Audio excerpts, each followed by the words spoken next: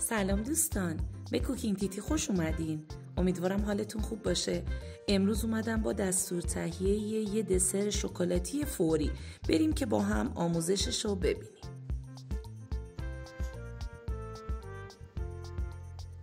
در ابتدا در ظرف مورد نظرمون 4 لیوان شیر رو میریزیم به همراه شکر و نشاسته ذرت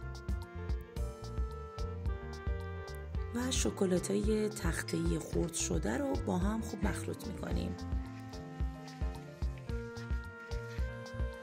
و روی حرارت قرار میدیم و مدام هم میزنیم که گوله گوله نشن.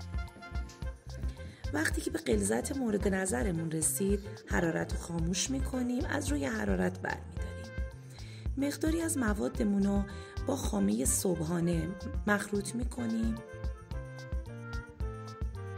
وقتی که خوب با هم دیگه مخلوط شدن به مواد اصلیمون اضافه میکنیم.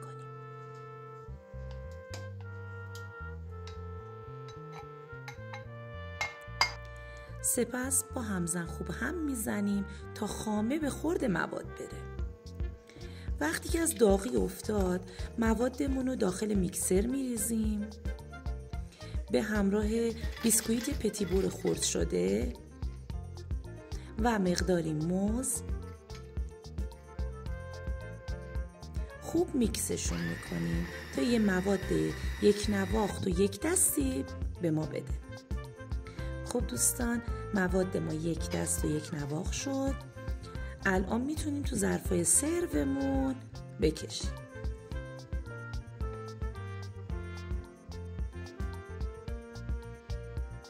خب عزیزان، دسر شکلاتی خوشمزه ما حاضر شد.